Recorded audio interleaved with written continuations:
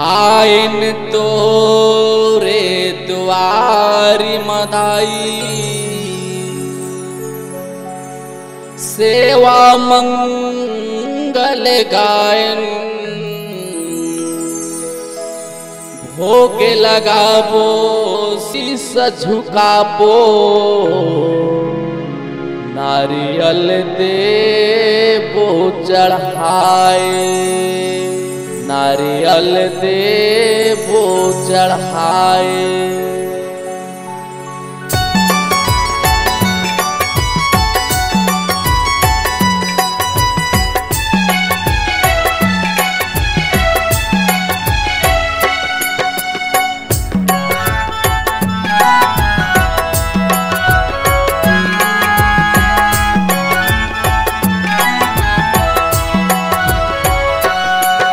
मोर माटिक दाए तोरे का मैं गड़ गड़ तोला बनावा मोर माटिक दाए तोरे का मैं गड़ गड़ तोला बनावा मोर माटिक दाए तोरे का मैं गड़ गड़ तोला बनावा मोर माटिक दाए तोरे का मैं गड़ गड़ तोला बनावा।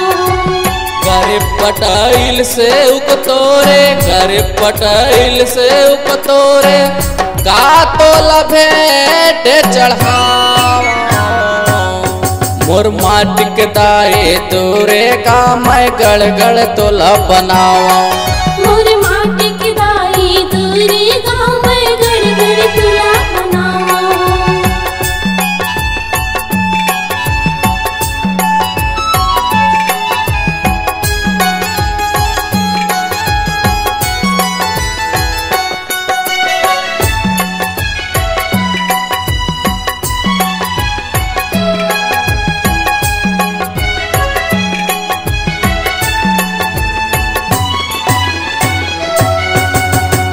डोंगर ले माटी लाने गंगा जल कस पानी वो डोंगर ले माटी लाने डोंगर ले माटी लाने गंगा जल कस पानी वो डोंगर ले माटी लाने। चंदन काट के पिड़वा साजो बैठा रो कल्याणी वो चंदन काट के पिड़वा साजे चंदन काट के पिड़वा साजे बैठा रे कल्याणी वो चंदन काट के पिड़वा साजे। लइका पिचका संग चूर मिल के लइका पिचका संग चूर मिल के तोरे जसे वाला बजावा मोर माटिक दाए तोरे का मैं गड़ गड़ तोला बनावा मोर माटिक दाए तोरे का मैं गड़ गड़ तोला बनावा।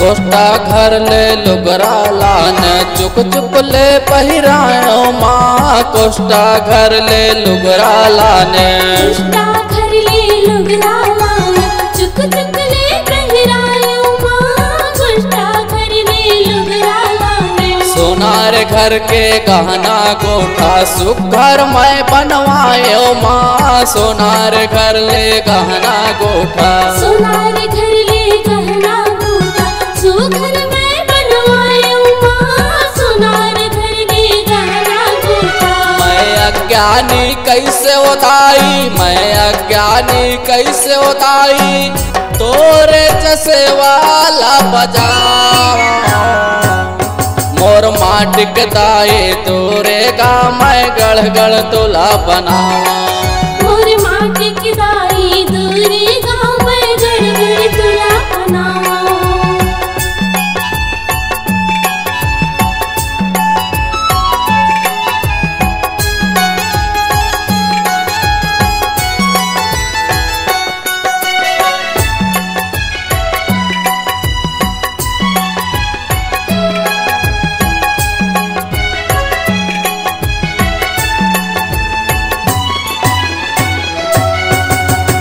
महतारे कस सेवा करे तोर पहुना कस चल दे बेहो माँ महतारे कस सेवा करे तो महतारी कस सेवा करो तो पहुना कस चल दे बे माँ महतारी कस सेवा करो तो जावत जावत लई कलदाई माया दुलारे दे दे हो माँ जावत जावत लई कलदाई जावत जावत लई कलदाई माया दुलार दे बे माँ जावत जावत लई कलदाई आगो साले गोरा रही आगो साले गोरा रही कैसे के दिन बितावा मोर माटिक दाए तोरे का मैं गढ़ गढ़ तोला बनावा मोर माटी की दाई दूरी गाँव में गड़ गड़ तुला बनाओ गरीब पटाइल से उक तोरे गरीब पटाइल से उक तोरे का तोला भेंट चढ़ावा मोर माटिक दाए तोरे का मैं गढ़ गढ़ तोला बनावा मोर माटी की दाई दूरी गाँव में गड़ गड़ तुला बनाओ मोर माटिक दाए तोरे का मैं गढ़ गढ़ तोला बनावा मोर माटी की दाई दूरी गाँव में गड़ गड़ तुला बनाओ मोर माटिक दाए तोरे का मैं गढ़ गढ़ तोला बनावा। माता रानी की जस गीतों का नया धमाका बुधेलाल की मधुर आवाज में प्रस्तुत है। माता रानी की जस सेवा जगराता जिला कबीरधाम बेनर्जी रामचुआ की प्रस्तुति। हमारा संपर्क नंबर है 9589419817। कार्यक्रम हेतु संपर्क करें।